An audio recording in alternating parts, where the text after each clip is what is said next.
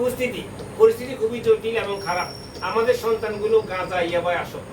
আপনার সন্তান, আমার সন্তান রাস্তাঘাটে পড়ে আছে, গাঁজা এবং ইয়াবা নিয়ে পড়ে আছে, আপনাদের কোনো খবর নেই। প্রশাসন বলতেছে আমরা যখন যাই তখন তার রাস্তায় দৌড়ে চলে যায়, কিন্তু আমাদের কাছে খবর আছে আমাদের অনেক ভালো ভালো ভদ্রলোকের সন্তানেরা কিন্তু গাঁজা নিয়ে বাসার দৌড়ে, তারা এটা খাচ্ছে, তারা বিক্রি করতেছে। আমরা আমাদের বিধি সাহেব গত 2 দিন আমাদের কথা হয়েছে আমরা এই জায়গায় জিরো টলারেন্স থাকবে, যার ছেলে হোক। অনেকে আবার কাজ হলো, অনেকে আবার সুপারিশ করে, এত বেহায়া আমরা যে একটা গাঁজার লোকের ধরছে, ইয়া বাসা ধরছে, আমাদেরকে সুপারিশ করে। এটার জন্য কি থানায় সুপারিশ করা যায়? আপনারা বলেন যায়? যায় না। তো এই বিষয়গুলো আপনারা একটু দেখেন। এই বিষ্ণুপুরের 2 রোডে গাঁজার একটা সর্বরাজ্য হয়ে গেছে, আমার কাছে যে খবর আছে। তো আপনারা বিষয়টা একটু দেখেন। আপনার সন্তানটা বাড়িতে যায় নাই, রাত্রে 1টা 1:30 2টা কি করে রাস্তা, এই বিষয়গুলো আপনি একটু দেখেন। আর একটা হলো কিশোর গ্যাং।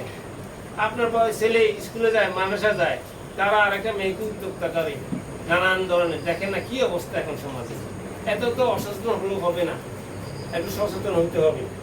এরপরে সালিশ বাণিজ্য, অনেক সময় অনেকে অনেক কথা বলে, আমাদের কেউ কি এটার সাথে জড়িত আছেন?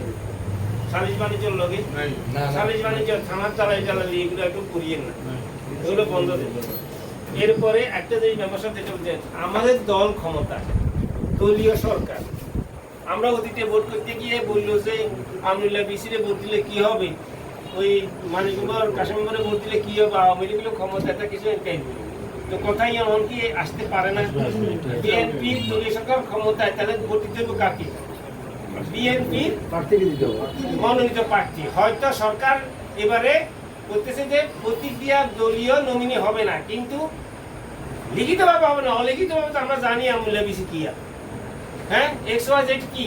তাহলে আমরা যদি জায়গায় না যাই, আগামী দিন আপনার যে রাস্তাটা হবে, আপনার যে ধরুন 1000-1500 কার্ড আসবে, বয়স্ক ভাতা, বিধবা ভাতা, এগুলো যে আসবে, তো এগুলো কে বন্টন হবে?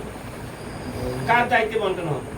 একটা রাস্তা করতে গেলে তো রাস্তা সভাপতি সেক্রেটারি লাগবে, কারণ চেয়ারম্যান আওয়ামী লীগের। আপনি এর সুবিধা নিবেন, আপনার দলের লোক সুবিধা নিবে, এই ধরনের কোনো কিছু আছে না, কোনো সুযোগ নেই। আমরা এখনই হিমশিম খাচ্ছি। আমার কাছে তালিকা আছে আমরা কত রাস্তা দিছি। এটা শুরু হবে, অর্থ বছর যেহেতু শুরু হচ্ছে, রাস্তা তো শুরু হবে, তখন আমরা হিমশিম খাবো। আমাদের একটা মেম্বারও নেই, বিশ্বাস করেন, আমাদের একটা মেম্বারও নেই, চেয়ারম্যান তো নাই। কিন্তু আমরা এখন ওই যে মোস্তফা কইছি, আমরা প্রাণ প্রীত ভালোবাসায় আমরা গাঢ় হয়েছি, রক্ত দিচ্ছি, আরো দিব, তবে নিজের দলের লাইফ গেল। এই যে আমাদের পরিস্থিতি অবস্থা, এখান থেকে আমরা কি করবো? আমাদের বের হওয়ার কোনো সুযোগ আছে বলে আমি মনে করি না। আমরা দল করতে গেলে দলেই শুধু কি নির্বাচনের মধ্যে আসে ভোট করবে, দল নয়। আপনি বিভিন্ন সংস্থা আছে, বিভিন্ন প্রতিষ্ঠান আছে, সেখানে আপনাকে ঢুকতে হবে। আজকে আমি একটা কথা বলি, এই যে মুক্ত মন্দির আছে, সেখানে কমিটিতে আমাদের বিভিন্ন লোক নেই, নাই। আমি দেখতেছি তো মসজিদগুলোতে সভাপতি সেক্রেটারি কে হচ্ছে, সে কি আমাদের বিপরীত ধর্মের লোকেরা, ওরাই হচ্ছে। আর ওরাই হচ্ছে, ওরা তো দখল করে বসে আছে, আরো দখল করতেছে।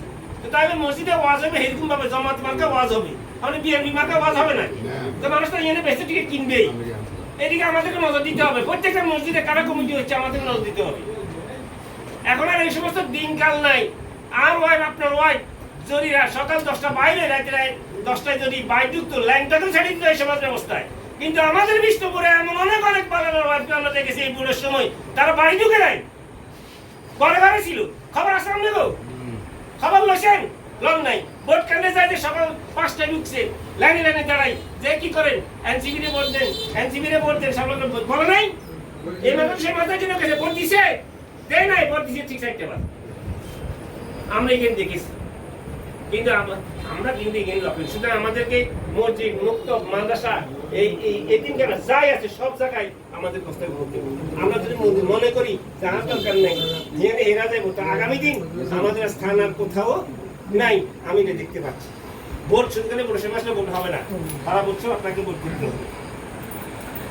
এগুলো আপনাদের কাছে আমার অনুরোধ।